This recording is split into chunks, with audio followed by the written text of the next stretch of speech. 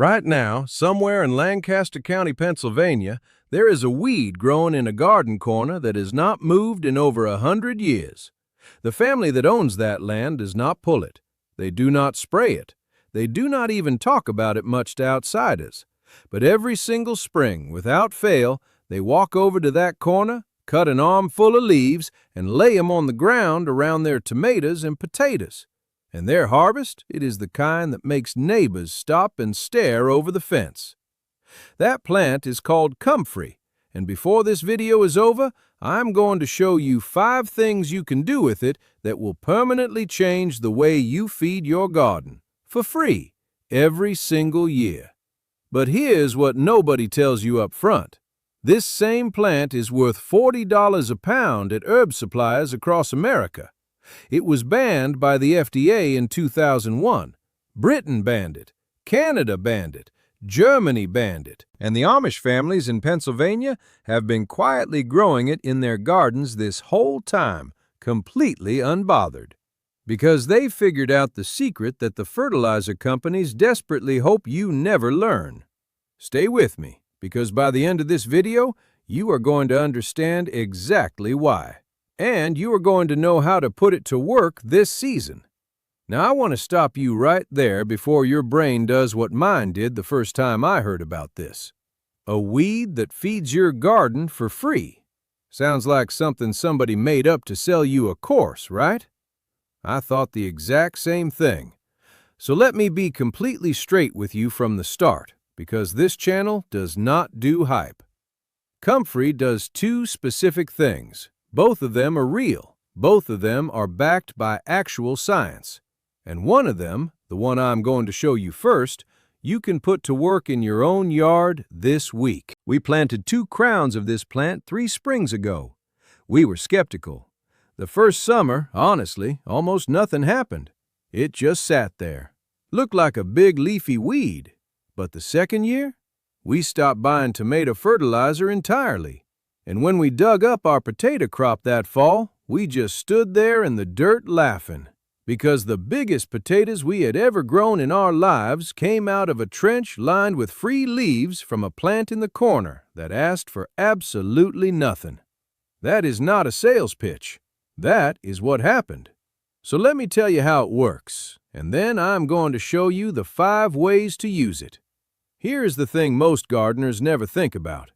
Your tomatoes, your peppers, your carrots, they feed in roughly the top 12 inches of soil. That is it. 12 inches. And that is exactly the 12 inches the fertilizer companies are counting on you to keep buying stuff for every single spring, because that top layer gets depleted, season after season, year after year. You take stuff out in the form of vegetables, and unless you are putting something back, the soil gets tired. Comfrey does not play that game. It sends a single thick taproot straight down, past 6 feet, down into the subsoil that your vegetables will never, ever reach. Down where minerals have been washing and collecting for decades. Potassium, calcium, magnesium, things your plants are absolutely starving for up top. And comfrey pulls all of that up into its big, broad leaves. Then it sits there, waiting. All you have to do is cut those leaves off and lay them on the ground. That is free tomato food. The most expensive ingredient in any bottle on that fertilizer shelf, mined out of ground nobody else can touch. The plant did all the digging. You just show up with a pair of shears. Now here is the number that matters. When you test comfrey leaf cut at flowering time, it runs about 5% potassium. By some measures, that is 2 to 3 times more than farmyard manure. And potassium is the single nutrient that tells a tomato plant to stop making leaves and start making fruit. Most bagged fertilizers are loaded with nitrogen. Nitrogen is great for growing big, tall, bushy green plants, but dump too much of it on your tomatoes, and you know what you get? A gorgeous, leafy, 6-foot plant with almost nothing to pick. Potassium flips the switch from growth mode to fruiting mode, from beautiful plant to full basket. That is the whole difference. and comfrey has more of it than almost anything else you can put in that soil. But to understand why this plant costs $40 a pound and ended up on an FDA banned list, we have to go back in time, because this is one of the stranger stories in American farming history, and it starts in England in the 1870s with a man who was not even trying to grow anything. His name was Henry Doubleday. He was a Quaker smallholder in Essex, and he had a problem. He made his living from gum arabic, the sticky resin tapped from acacia trees and used to make glue, but the supply kept failing on him. The trees were far away, the import was unreliable, and he kept losing money.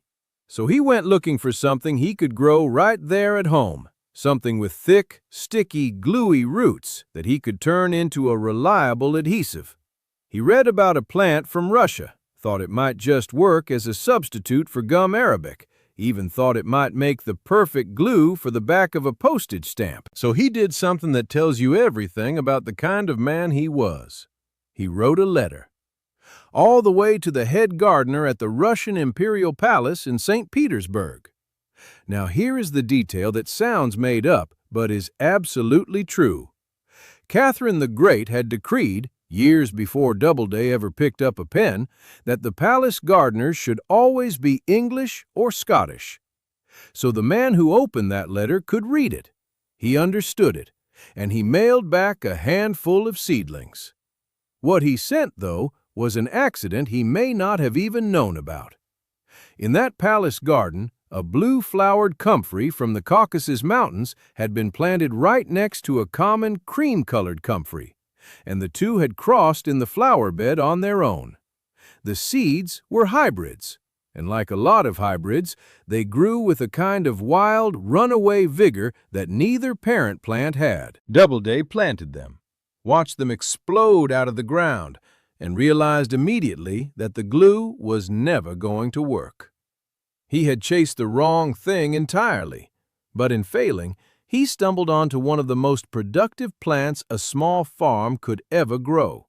And instead of cashing in, instead of patenting it, bottling it, selling it, he spent the next 30 years of his life giving it away. Because he had lived through the hungry years, the years of bad harvests and poverty in the English countryside, and he believed down to his bones that this plant could help feed poor families who did not have money for fertilizer.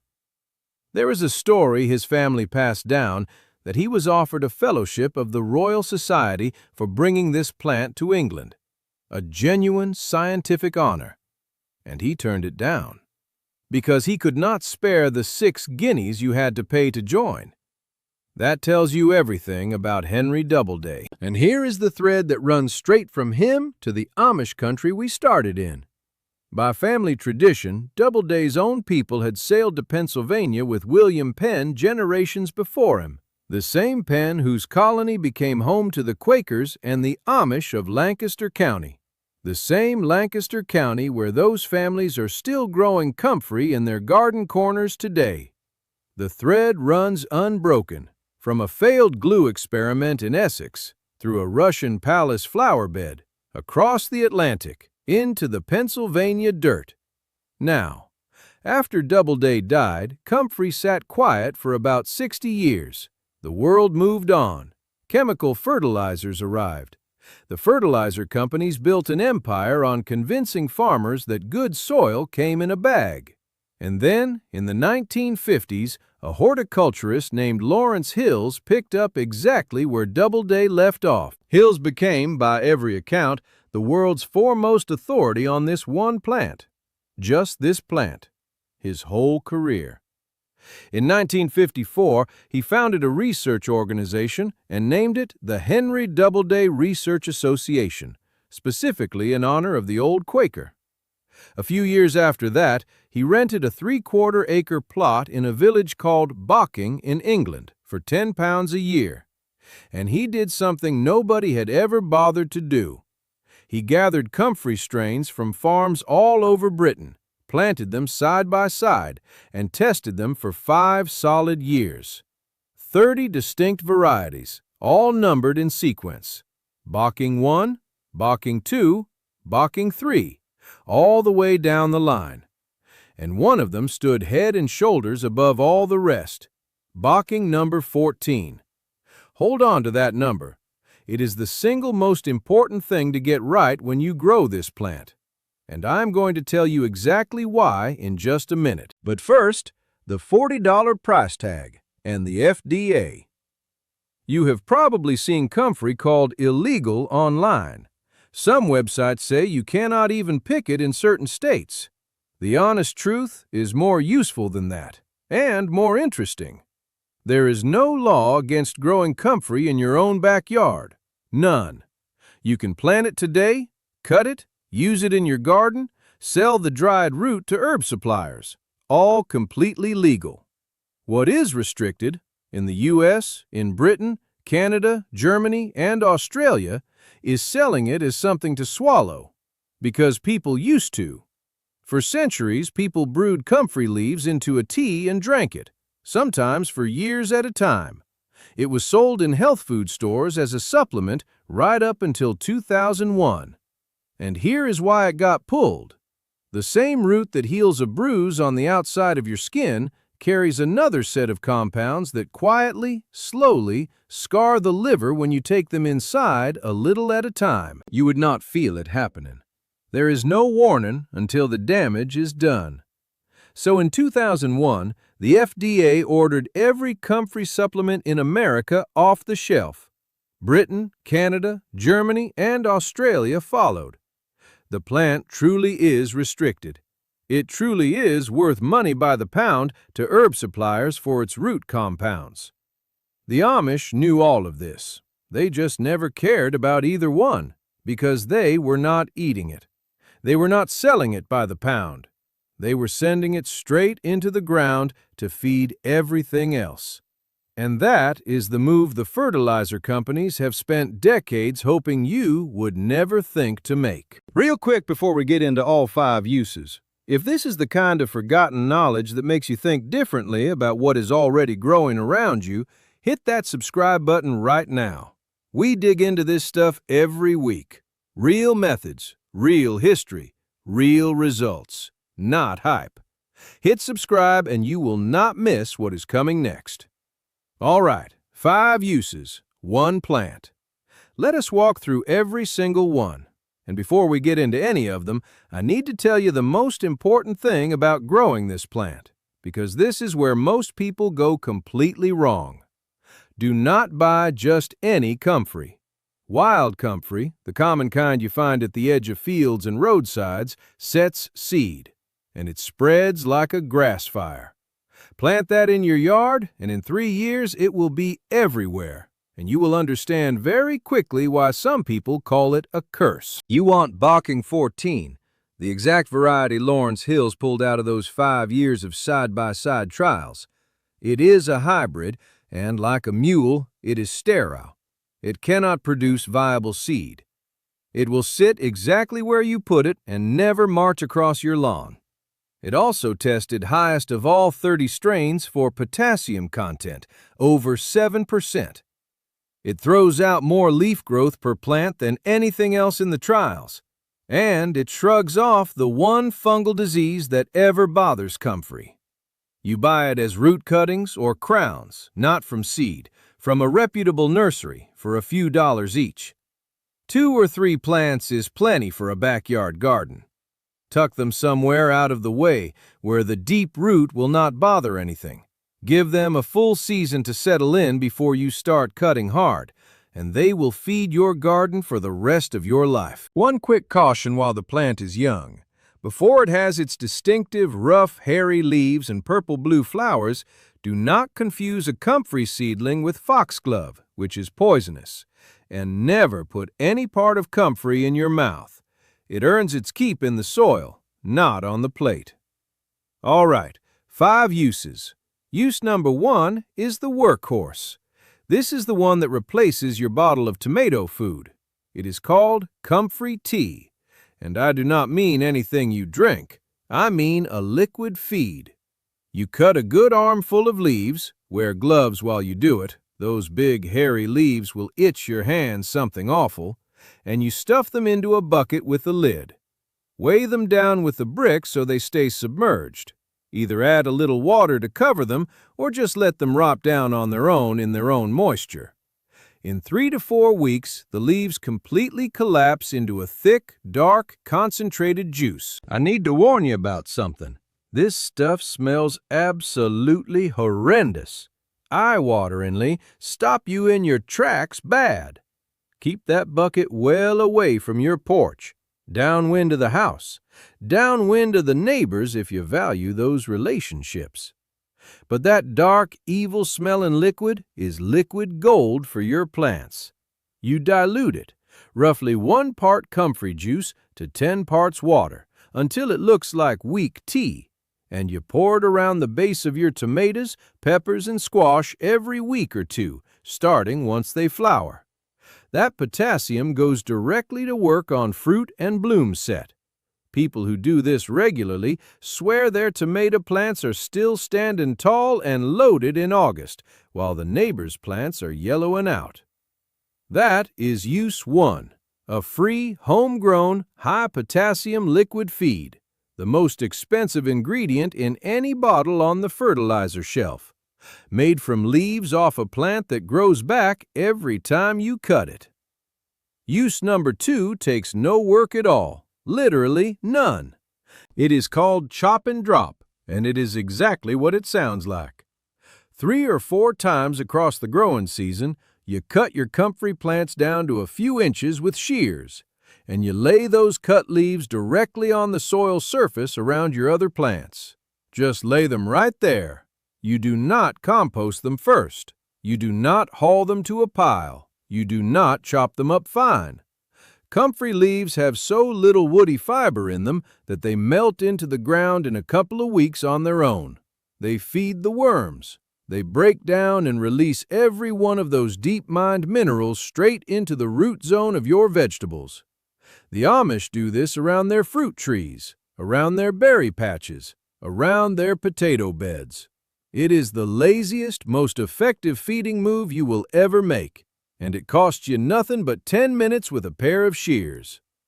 Use number 3 solves a problem every gardener has run into at some point. You know that compost pile that just sits there cold and slimy and refuses to break down? The one that looks the same in October as it did in May? Grab a few handfuls of comfrey leaves and layer them into that pile. Because comfrey leaves rot fast, and they rot hot. They act like a starter motor for a sluggish heap.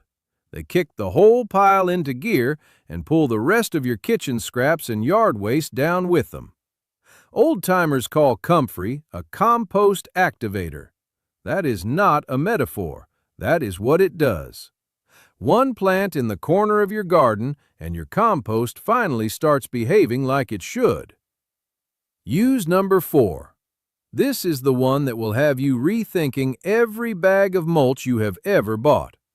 It is simply using comfrey leaves as a mulch layer around your established plants. Lay them thick, 4 or 5 inches deep around your squash, your fruit trees, your asparagus beds. They suppress weeds as they break down. They hold moisture in the soil, and they feed everything beneath them the whole time. No bag, no cost, no trip to the garden store. Just leaves off a plant that grows back every time you cut it. And use number 5 is the one that gets people the most, the potato trench. This is what the Amish swear by, and once you try it, you will never plant potatoes any other way. When you go to plant your seed potatoes in spring, before you close the trench, lay a thick line of fresh comfrey leaves right in the bottom, directly underneath where the seed potatoes will sit. As the season goes on and the potatoes grow, those leaves break down right beneath the developing tubers. They release their potassium exactly when and where those potatoes need it most, while they are swelling, while they are bulking up underground. Potatoes are hungrier for potassium than almost anything else you can grow, and this method puts the feed right at their feet, right on schedule, without you doing a single thing after planting. People who try this for the first time are genuinely shocked at what comes out of the ground in the fall. We were. No bag of fertilizer, no liquid feed, no weekly attention, just a handful of leaves from a plant in the corner that grows back every time you touch it. Here is what it all comes down to. The lawn and garden companies have spent decades selling you the idea that good soil comes in a bag, that you buy it new every spring, that without their products, your garden falls apart. The Amish families in Lancaster County never believed that. They watched one stubborn plant pull treasure out of the deep earth and hand it over for free, season after season, year after year. They did not fight their soil. They fed it with something that fed itself. And now you know what they know. Henry Doubleday figured this out in the 1870s, trying to make stamp glue, and he gave his entire life to spreading it to anyone who would listen. Lawrence Hills tested 30 strains for 5 years to find the one that worked best, and he named his life's work after a man most people had never heard of. The thread that runs from a Russian palace flower bed to a Pennsylvania garden corner is longer and stranger than it has any right to be. And now it runs to your yard, too. So here is what to do this week. Get yourself 2 or 3 crowns of Bocking 14. Not seed, not any other variety. Bocking 14 crowns from a reputable nursery. Plant them somewhere out of the way. Give them 1 season to root down, and then start cutting. Use the leaves as a liquid feed for your tomatoes. Lay them as a chop-and-drop mulch. Use them to fire up your compost pile. Mulch your perennials, and bury them under your seed potatoes. 1 plant, 5 uses. 0 cost after the first season. 1 weed the fertilizer companies hope you never grow, quietly doing the job of everything on their shelf. If this changed the way you look at your garden, do me one favor right now. Hit the like button. It takes 1 second, and it tells YouTube this is the kind of content worth showing to more people. More farmers, more gardeners who are tired of pouring money into bags and bottles every spring. Subscribe if you have not already. We put out videos exactly like this one every week. Real history, real methods, things that work. And drop a comment below telling me where you were gardening from and whether you have ever grown comfrey before. I read every single one, and I answer as many as I can. The knowledge that kept American family farms running for generations is still out there. We are just bringing it back. We will see you in the next one.